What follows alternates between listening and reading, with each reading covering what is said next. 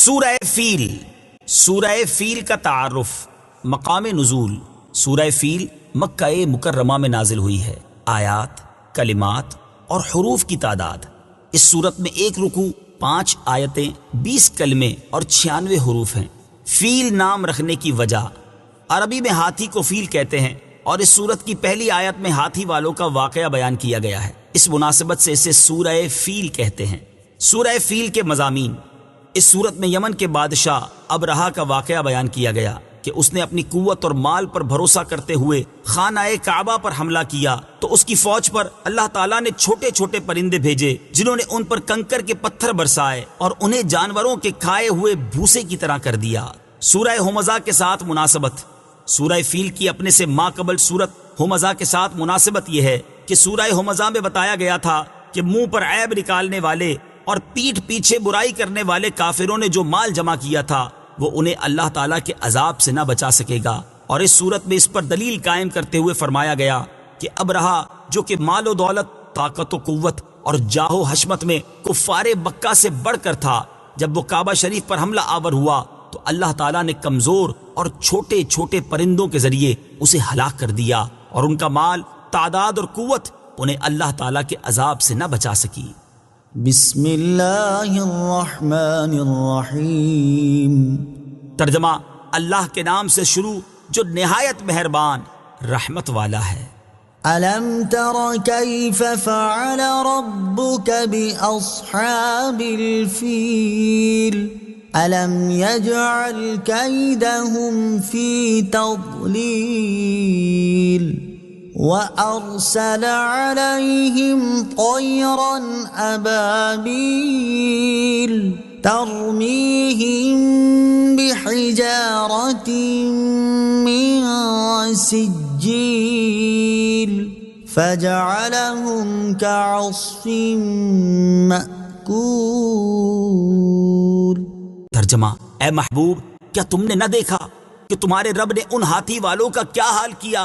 کیا اس نے ان کے مکر و فریب کو تباہی میں نہ ڈالا اور ان پر فوج در فوج پرندے بھیجے جو انہیں کنکر کے پتھروں سے مارتے تھے تو انہیں جانوروں کے کھائے ہوئے بھوسے کی طرح کر دیا.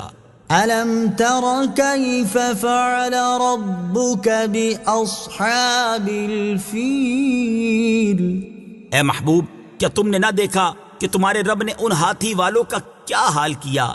تفسیر صراط الجنان میں ہے اس صورت میں جو واقعہ بیان کیا گیا ہے اس کا خلاصہ یہ ہے کہ یمن اور حبشہ کے بادشاہ ابرہہ نے جب حج کے موسم میں لوگوں کو بیت اللہ کا حج کرنے کی تیاری کرتے ہوئے دیکھا تو اس نے اس غرض سے صنعاء میں ایک کنیسہ عبادت خانہ بنایا کہ حج کرنے والے مکہ مکرمہ جانے کی بجائے یہیں آئیں اور اسی کنیسہ کا طواف کریں. عرب کے لوگوں کو یہ بات بہت ناگوار گزری اور قبیلہ بنی کرانہ کے ایک شخص نے موقع پا کر اس کنیسہ میں قضائے حاجت کی اور اس کو نجاست سے آلودہ کر دیا. جب ابرہہ کو یہ بات معلوم ہوئی تو اسے بہت پیش آیا اور اس نے قسم کھائی کہ وہ کعبہ معظمہ کو گرا دے گا. چنانچہ وہ اس ارادے سے اپنا لشکر لے کر چلا. اس لشکر میں بہت سے ہاتھی بھی تھے اور ان کا ایک پیش رو ایک بڑے جسم والا کوہ پیکر ہاتھی تھا جس کا نام محمود تھا. ابرہہ جب مکہ مکرمہ کے قریب پہنچا تو اس نے اہل مکہ کے جانور قید کر لیے اور ان میں حضرت عبد المطلب کے 200 اونٹ بھی تھے. حضرت عبد المطلب ابرہہ کے پاس آئے تو اس نے ان کی تعظیم کی اور اپنے پاس بٹھا کر پوچھا کہ آپ کس مقصد سے یہاں آئے ہیں اور آپ کا کیا مطالبہ ہے؟ آپ نے فرمایا میرا مطالبہ یہ ہے کہ میرے اونٹ مجھے واپس کر دیے جائیں.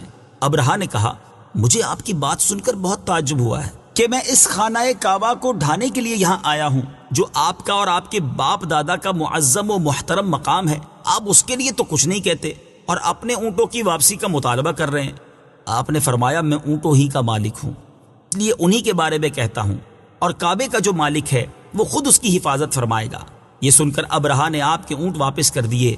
حضرت عبد المطلب نے واپس آ کر قریش کو صورتحال سے آگاہ کیا اور انہیں مشورہ دیا کہ وہ پہاڑوں کی گھاٹیوں اور چوٹیوں میں پناہ گزین ہو جائیں. چنانچہ قریش نے ایسا ہی کیا اور حضرت عبد المطلب نے کعبے کے دروازے پر پہنچ کر بارگاہ الہی میں کعبے کی حفاظت کی دعا کی اور دعا سے فارغ ہو کر آپ بھی اپنی قوم کی طرف چلے گئے. ابرہہ نے صبح تڑکے اپنے لشکر کو تیاری کا حکم دیا تو اس وقت محمود نامی ہاتھی کی حالت یہ تھی کہ جب اسے کسی اور طرف چلاتے تو چلتا تھا لیکن جب کعبے کی طرف اس کا رخ کرتے تو وہ بیٹھ جاتا تھا۔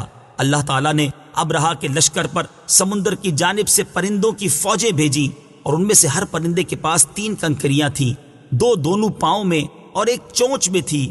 وہ پرندے آئے اور کنکر کے پتھروں سے انہیں مارنے لگے، چنانچہ جس شخص پر وہ پرندہ سنگریزہ چھوڑتا تو وہ سنگریزہ اس کے خود کو توڑ کر سر سے نکلتا ہوا جسم کو چیر کر ہاتھی میں سے گزرتا ہوا زمین پر پہنچ جاتا، اور ہر سنگریزے پر اس شخص کا نام لکھا ہوا تھا جس سنگریزے سے اسے ہلاک کیا گیا۔ اس طرح ان پرندوں نے ابرہا کے لشکریوں کو جانوروں کے کھائے ہوئے بھوسے کی طرح کر دیا۔ جس سال یہ واقعہ رونما ہوا اسی سال سرکار دو عالم صلی اللہ تعالی علیہ وآلہ وسلم کی ولادت ہوئی۔ صدق اللہ العظیم۔